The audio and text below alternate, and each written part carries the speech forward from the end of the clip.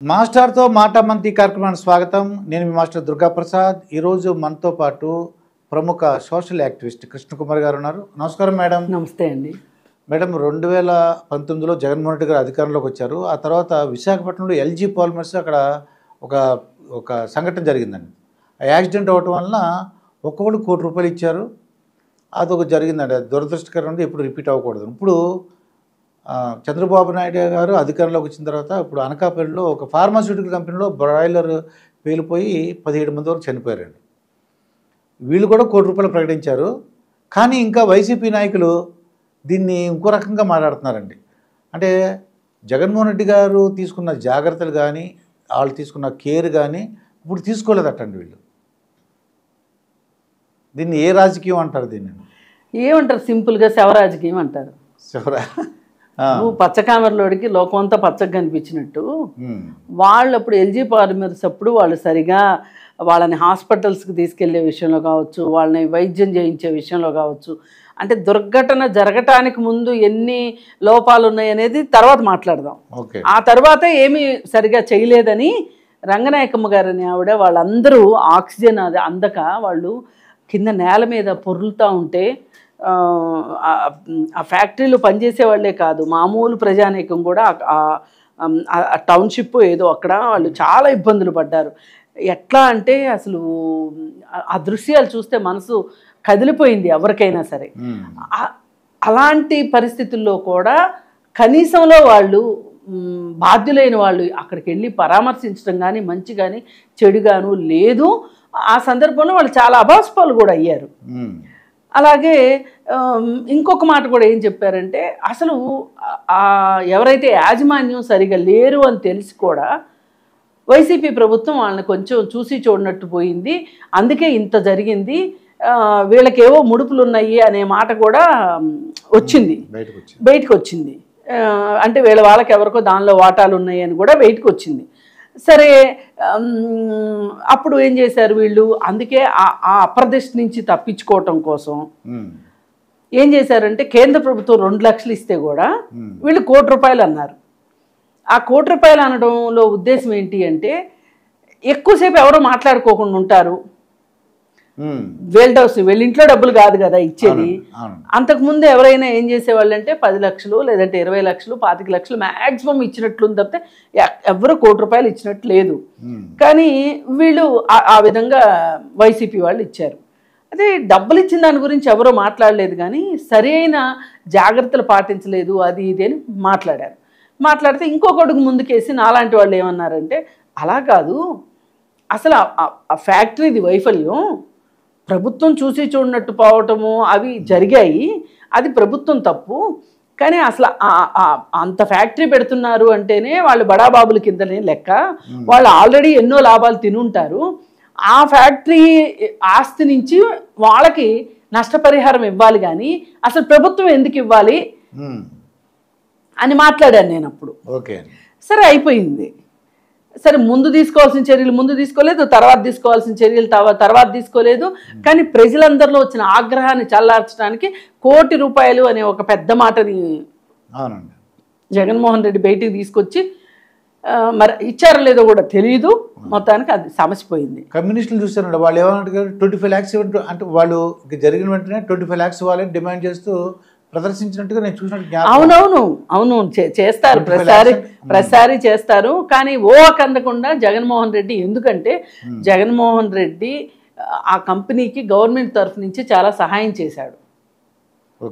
మరి సహాయం చేసినప్పుడు మీరు ఇలా ఉంటేనే మీకు గవర్నమెంట్ తరఫు నుంచి, అంటే SEZలకి మీకు తెలియదు ఏముంది, ల్యాండ్ ఇస్తారు, ఎలక్ట్రిసిటీ రాయితీలు ఇస్తారు, పన్ను రాయితీలు ఇస్తారు, ఇలా రకరకాల రాయితీలు ఇస్తారు, పర్మిషన్స్ ఫాస్ట్గా వచ్చేటట్లు చేస్తారు.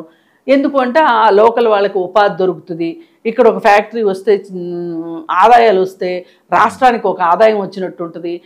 ఇలా రకరకాల ఆలోచనతో ఏదైనా ఒక పరిశ్రమ వస్తే మంచిదే కదా ఎవరికైనా, ఎంప్లాయ్మెంట్ వస్తుంది. కానీ వాళ్ళు ఏవైతే నాణ్యతా ప్రమాణాలు భద్రతా ప్రమాణాలు వహించాలో అవి వహించకపోతే మటుకు వాళ్ళ మీద పనిష్మెంట్ వేయాల్సిందే, వాళ్ళని రెగ్యులర్ చెకప్స్ ఉండాల్సిందే, వాళ్ళకి అంటే విజిలెన్స్ వాళ్ళు వెళ్తూ ఉండాల్సిందే, పొల్యూషన్ కంట్రోల్ బోర్డు వెళ్ళాల్సిందే, విజిలెన్స్ వెళ్ళాల్సిందే, వాళ్ళని ఎక్కడికక్కడ కట్టడి చేసే విధంగా ఉండాలి. కానీ దురదృష్టవశాత్తు అండి ఫ్యాక్టరీలు ఏమో చాలా వచ్చేస్తాయి, కానీ ఇలా చేసే సిబ్బంది ఏమో తక్కువ ఉంటారు. ఇప్పుడు మన హైదరాబాద్లో చూసుకోండి గమ్మత్తు, ఇంత పెద్ద మహానగరానికి ఫుడ్ ఇన్స్పెక్టర్లు ఎంతమంది ఉండుంటారు మీరు చెప్పండి? ఓకే, యాక్చువల్లీ 50 మంది 60 మంది ఉండాలండి, లేరు. ఒక 5గురు 6గురు ఉన్నారా అంతే. వాళ్ళు వచ్చి మేము ఇట్లా పలానాది పెడుతున్నామండి మీరు రండి అని చెప్తే వాళ్ళు వచ్చి చూసి అక్కడ అన్నీ కరెక్ట్గా ఉన్నాయో లేదో చూసి అప్పుడు వాళ్ళు దానికి పర్మిషన్ ఇవ్వాలి. మనం అప్లై చేసుకోగానే వాళ్ళు రారు పెట్టరు, ఫోన్లో ఒకసారి మాట్లాడతారు, వాళ్ళకి కావాల్సింది ఏదో వాళ్ళు తీసుకుంటారు, ఇచ్చేస్తారు. ఆకస్మిక దాడులు ఉండవు అనమాట, చాలా తక్కువ ఉంటాయి. సిబ్బంది లేరు కదా, ఎక్కడి నుంచి చేస్తారు? మిమ్మల్ని నన్ను రమ్మంటే వెళ్తామా వాళ్ళతోటి? అంటే ఇదంతా ఒక డొల్ల.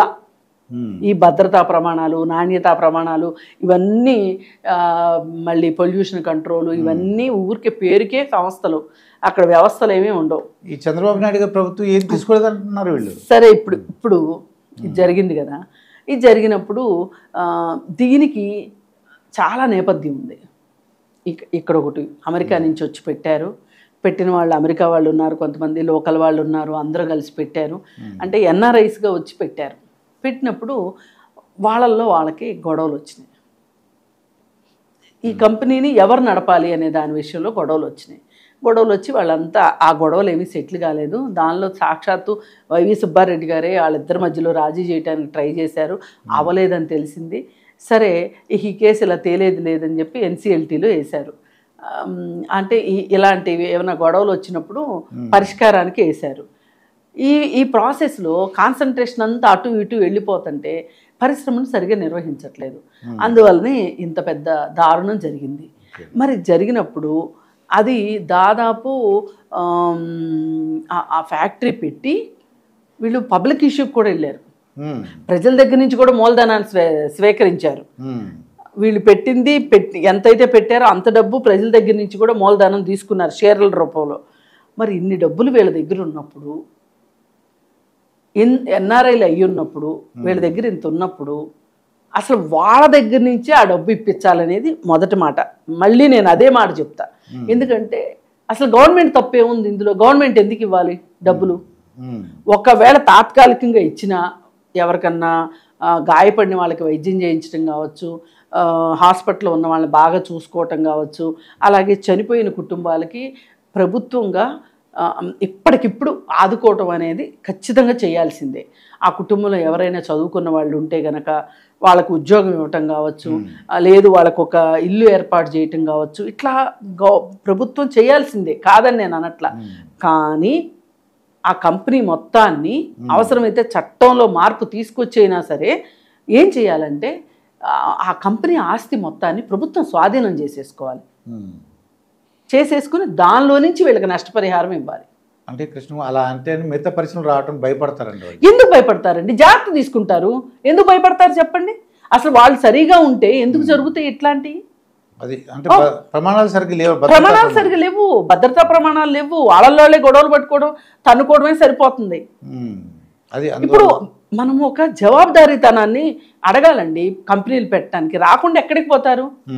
అందరూ ఇదే విధానం తీసుకున్నారు అనుకోండి, భారతదేశం మొత్తం ఇదే విధానం తీసుకుంది అనుకోండి, భారతదేశంలో పెట్టాలనుకున్నప్పుడు ఎక్కడో చోటైనా పెట్టాలి కదా.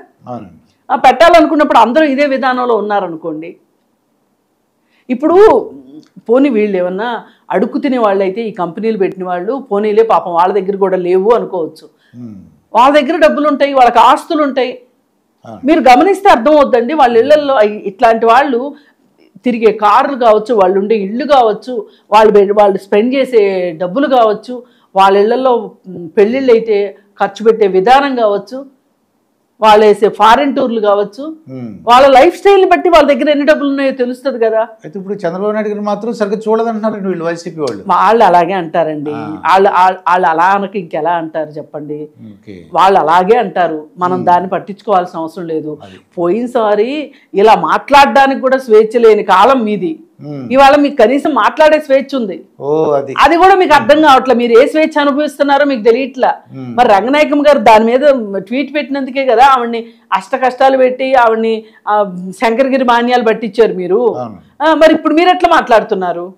మాట్లాడకూడదు కదా మరి. అలాంటప్పుడు మీరు అసలు కుక్కని పెన్నుల్లో పడి ఉండాలి లెక్క అయితే. మరి మీరు ఎందుకు ఇలా చెలరేగిపోయి మాట్లాడుతున్నారు? మాట్లాడే స్వాతంత్రం వచ్చింది మరి. కనీసం ఆ స్వాతంత్రం ఇచ్చాడు చంద్రబాబు నాయుడు. థ్యాంక్స్ చెప్పండి. మీరు అసలు ఎవరిని నోరు ఎత్తనివ్వలేదు కదా. ఒక జర్నలిస్టు వాట్సాప్ ఫార్వర్డ్ చేస్తే గొడవ చేస్తారు, ఆయన అర్ధరాత్రి వెళ్ళి అరెస్ట్ చేస్తారు.